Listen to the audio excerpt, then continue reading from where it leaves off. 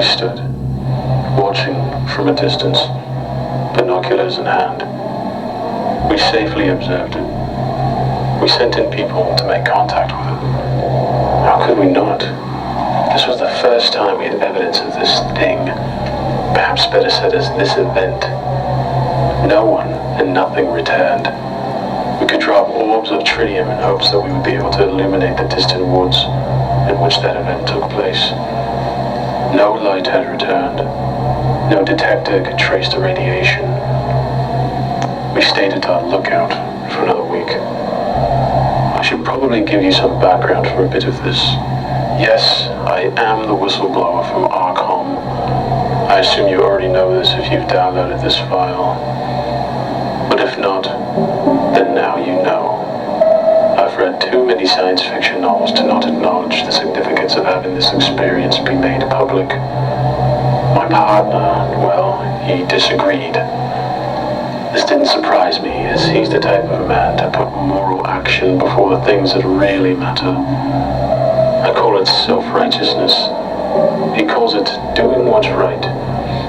The difference between us being that when I go on a break to get our food for our site, I also stop by his house to shag his wife.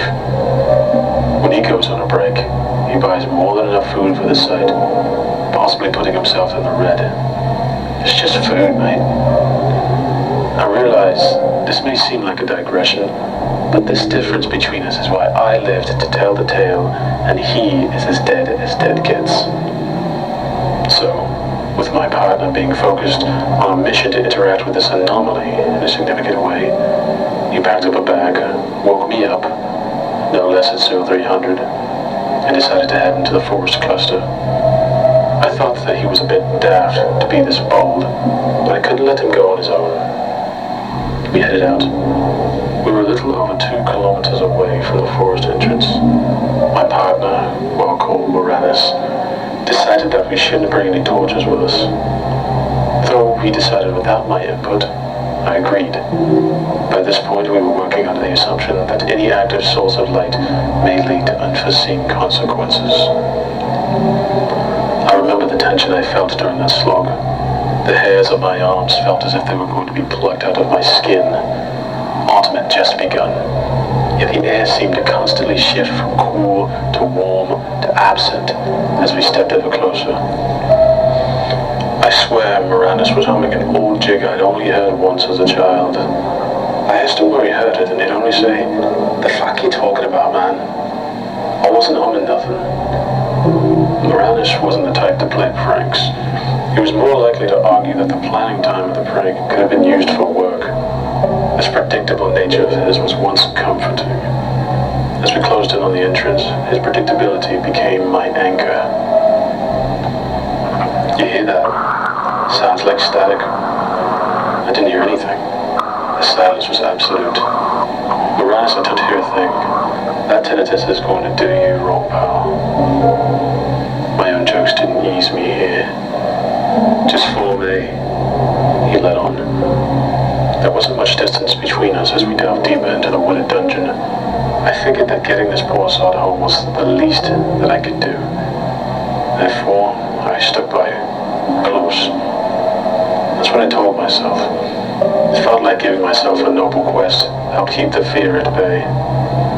Is it considered self-righteousness if it serves the purpose of self-preservation? At the time, I didn't have the luxury to mull over the thought. Again, Moranis caught my attention. Every step he took was coupled by the crunching of leaves beneath his boots. In fact, every step that I took was coupled by the same sound, yet the sound again came from Moranis' boots. My brain couldn't place sound properly. I couldn't hear the static. What are you stopping for? We can make this quick, but you've got to keep up. Moranis was right, but something about all of this felt off. Right, I'm here. Moranis, just wait. This isn't right. Nothing about this feels unsafe to you. He turned to me and spoke some sort of reply, but I couldn't hear his words. I remember his lips mouthing something like, Theo, I see through you, you fucking sham. That's when I noticed the oddness of being able to see his face at all. The thick yellowing glow of tritium eradicated the black around his face. But how? I turned away, only to see that orb of tritium we thought lost to the dark. It shone undimmed. The light seemingly passed through me and cast itself directly onto Moranis. I turned back to face Moranis, only to see his back turned to me. I reached out to touch his shoulder. He reached out to touch the air before him. I took a step towards him. He took a step away from the radiating light. I took a step back. He emulated. I attempted to yell. His body mimicked my trembling frustration. I stood still for some time. Felt close to an hour. Moranis had done the same. At that point, I had regained some composure and took some notes. This was for two reasons. The first was to see what Moranis would do, as I knew he didn't have a pen or notebook with him.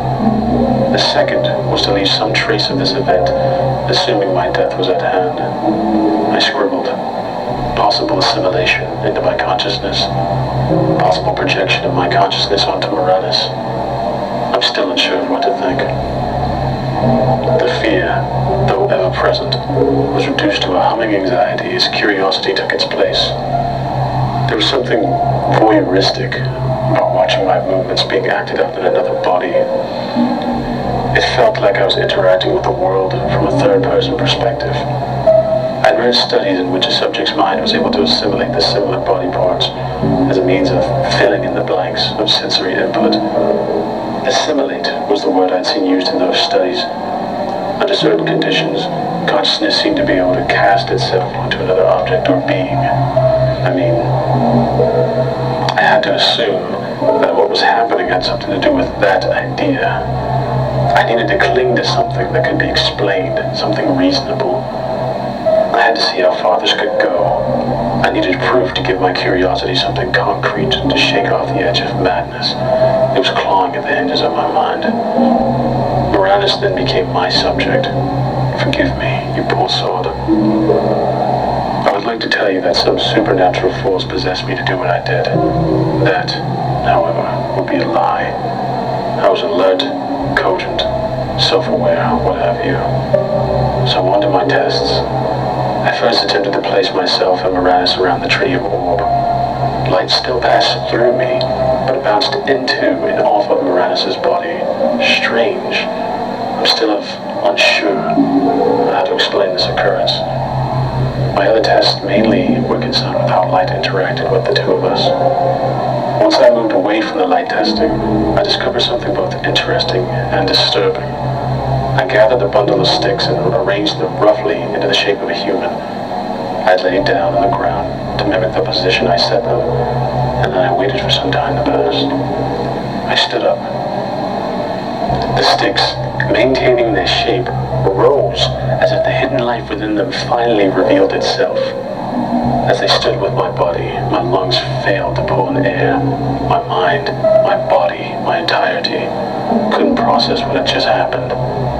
Is that all it takes?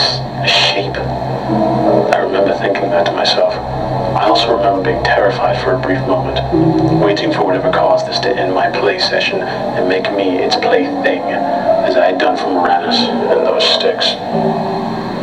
It wasn't right what I did, but Christ, it was fascinating. That feeling of watching a car crash happen right before your eyes. You're transfixed by the chaos. It seems so unreal. You are having a first-hand experience of it. It felt like that, but I was controlling the wreck, and the capacity to manipulate it is what had me transfixed. End. Entry 1.